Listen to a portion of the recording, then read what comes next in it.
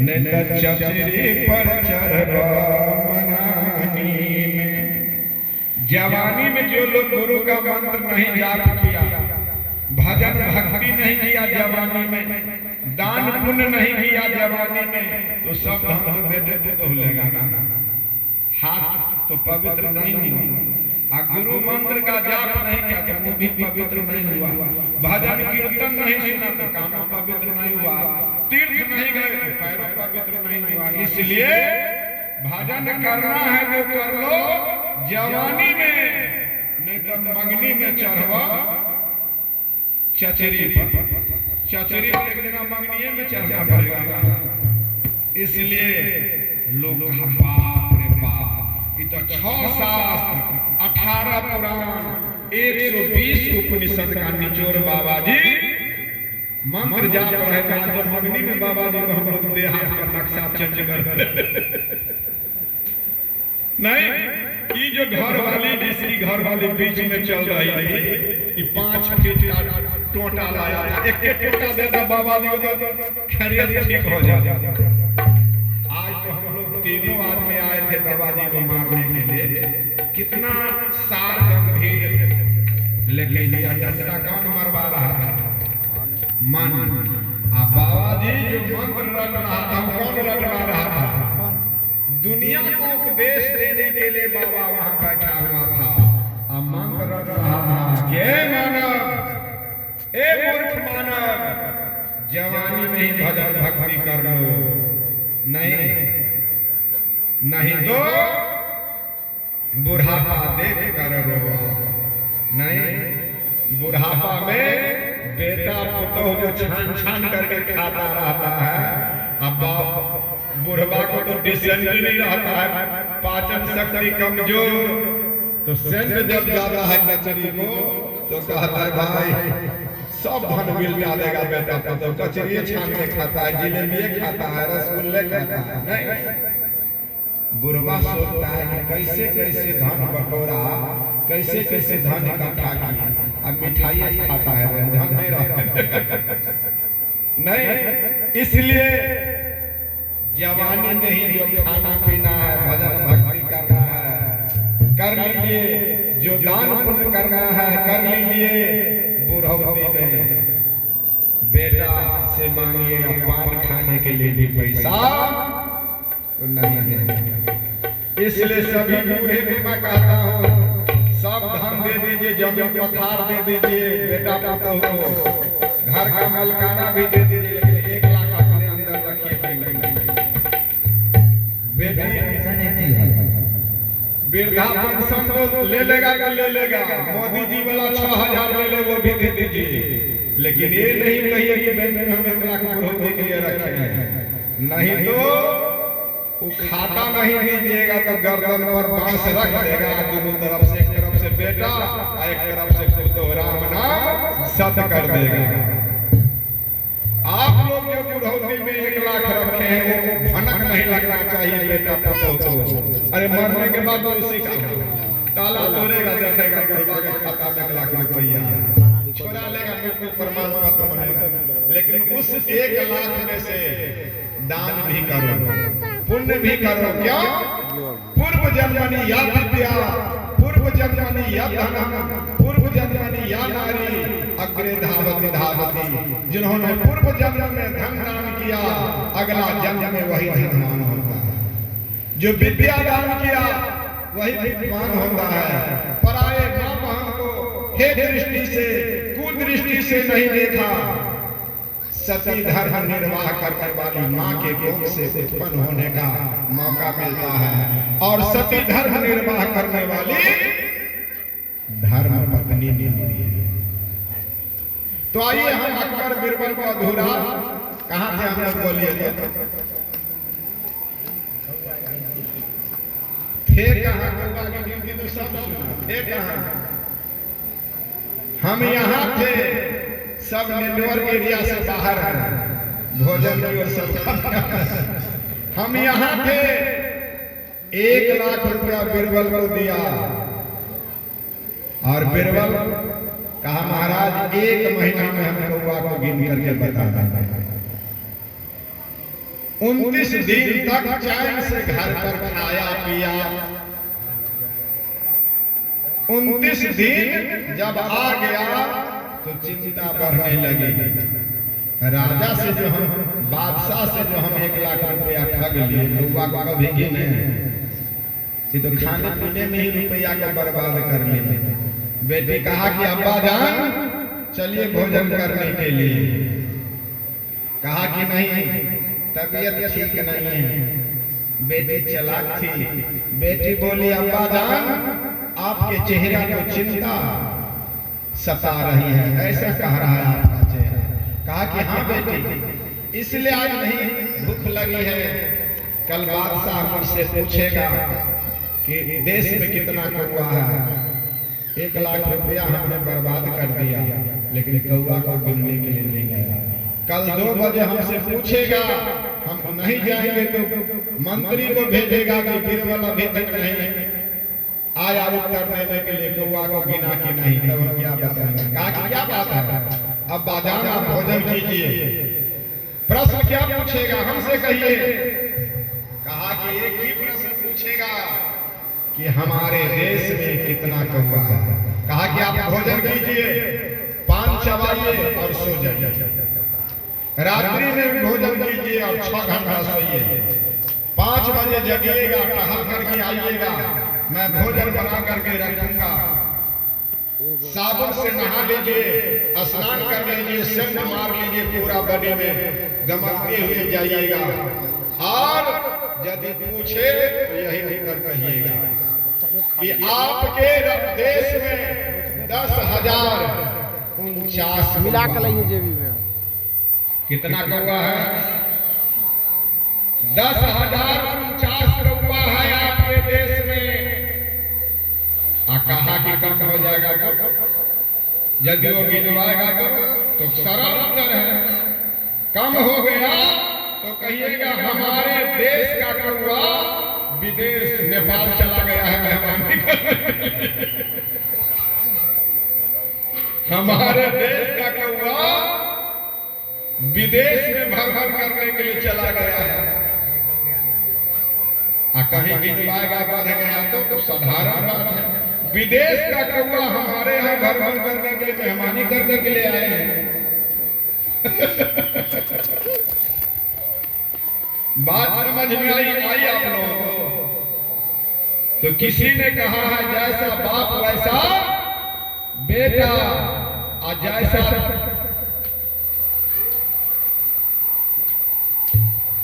जैसा बाप वैसा बेटा, और जैसा बाप वैसा टोटा। आखिर बीरबल की बेटी थी ना, प्रश्न का उत्तर दे दिया बाबू को। बाबू खाया पिया, अब्बा जान सेंट मारा और 1 बजे अपने घर से प्रस्थान हुआ। कहा? अकबर के दरबार में। लाखों की भीड़ थी कि हमारे देश में कितने कौआ है। आज बीरबल गिन करके आया। जो बीरबल गया, तुरंत बादशाह पूछा, मेरा एक प्रश्न है बीरबल, सही उत्तर देना। कहा कि क्या प्रश्न है, बोलिए। कहा कि हमारे देश में कितने कौआ है? कहा कि 10,049 कौआ है। कहा कहीं घट गया गिनने पर तो सरल उत्तर है, हमारे यहाँ का कौआ विदेश में गया होगा मेहमानी करने के लिए।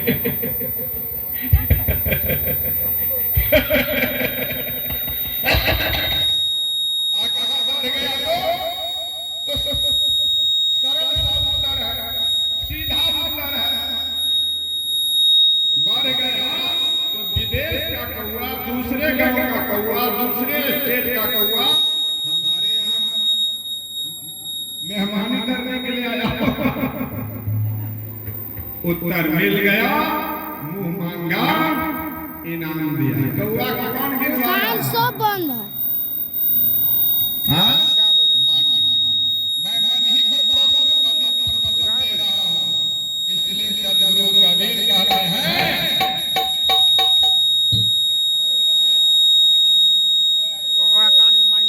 हेलो, कौआ कहता यह मन जो है, यह मन जो है बड़ा चंचल है। इसलिए बेटी जब ससुराल जाए तो माँ बाप को सिखाना चाहिए कि बेटी ससुर को और सासू को देवता समान समझना, स्वामी को देवता समान आदर करना, छोटे देवर को भी अपना भाई जैसा मान सम्मान करना, ननद को छोटी बहन के समान आदर करना। बेटी कभी नैहर की बड़ाई मत करना, ससुराल में ससुर की बड़ाई करना, सास की बड़ाई करना, ननद देवर की बड़ाई करना। अपने पति का बड़ाई करोगी तो उस घर में तुम कमल फूल की तरह रहोगी। बहुत से महिला को आप देखिएगा नैहर की हमेशा निंदा करेंगे, अपने ससुराल की बड़ाई करेंगे, उसको ससुराल में इज्जत मिलेगा कभी नहीं। जिस घर में आप नई दुल्हन बन करके गए हैं तो आप तो समझ रहे हैं कि हमारे सास ससुर हमारे लायक नहीं है, लायक बनाना चाहते हैं, अपने लायक बनाना चाहते हैं तो उसकी बड़ाई कीजिए, नहीं उसकी बड़ाई कीजिए, सास ससुर की बड़ाई कीजिए, फिर आप उस पर हथी पर रखेगी, नजर पर रखेगी नहीं। इसलिए यह मन कहता है स्वप्न में भी किसी की निंदा मत करो। निंदक नियरे राखिए आंगन कुटी छवाई, निंदक नियरे राखिए आंगन कुटी छवाई।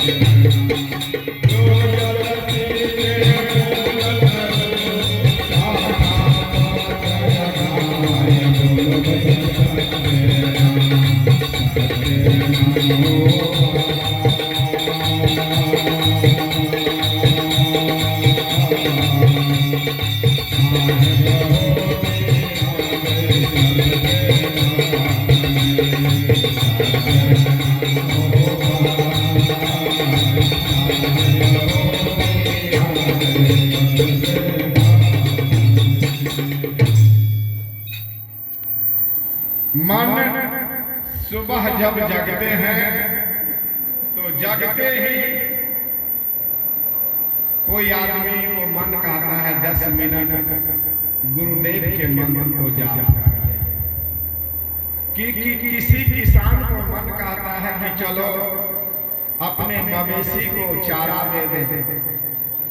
किसी को कहता है कि भाई गेहूं बोने का समय है, कुदाल ले लो, आर कोनी बना दो। नहीं, किसी को कहता है बीज ले चलो, ट्रैक्टर वाला पहुंच गया होगा। ये सारा ड्रामा कौन करवा रहा है? मन। इसलिए मन को बस में करने के लिए आपके पास सद्बुद्धि रूपी हथौड़ा होना चाहिए। सद्बुद्धि रूपी अंकुश नहीं दीजिएगा तो मन भागना का काम करता रहेगा। मन भागेगा तो उसके पीछे आप भी भागिएगा। नहीं, इसलिए मन में बस कब होगा? जब अच्छे लोगों का सत्संग कीजिएगा, अच्छे लोगों के साथ संगति कीजिएगा, गुरु के नजदीक कुछ समय निकाल करके बैठिए और गुरु से लगन लगाइए। हमारे महापुरुष कहते हैं गुरु से लगन कठिन मेरो भाई, गुरु से लगन कठिन मेरो भाई। लगन लगे बिनु काज न सरी है, जीव पर लय कर जाई। गुरु से लगन कठिन मेरे भाई। मिर्गा नाद शब्द को भेदी, शब्द सुनन को जाई। सोई शब्द सुनी प्राण दे तुम्हें, तन को न मन में डराई। गुरु से लगन कठिन मेरे भाई। तज धन धाम सती हुए निक से, सत्य करण को जाई। पावक देख डरे नहीं मन में, कूद परे क्षमाही। गुरु से लगन कठिन मेरे भाई। नहीं, इसलिए दो दलान जुरे जब सन्मुख, सूरा देख लड़ाई। टूक टूक हुए गिरे धरनी पर, खेत छार नहीं जाई। गुरु से लगन कठिन मेरो भाई। गुरु से लगन लगाना बहुत कठिन है। नहीं, इसलिए गुरु की वाणी जिसके हृदय में घर कर गया तो गुरु मेहरबान तो चेला पहलवान। नहीं, इसलिए गुरु को कभी अपने समान मनुष्य मत समझिए। पत्थर की मूर्ति जो है एक बार मंदिर में चला जाता है तो वह भगवान बन जाता है, लेकिन यह मनुष्य प्रत्येक दिन मंदिर में जाता है लेकिन मानव भी नहीं बन पाता है। नहीं, मानव बन जाता जिस रोज, मनुष्य जिस रोज मानव बन जाएगा तो घर वाली से कभी झंझट नहीं होगा, पड़ोसी से कभी झंझट नहीं होगा, बेटा पतोह में कभी तू मैं नहीं हो जाएगा। पत्थर जब एक बार मंदिर चला जाता है तो वह भगवान बन जाता है, लेकिन यह मनुष्य बार बार मंदिर जाता है लेकिन नालायक का नालायक ही रह जाता है। बोलो भक्त भगवान की। तैयार है, एक मंगल का दे। आइए एक मंगल का आनंद लीजिए।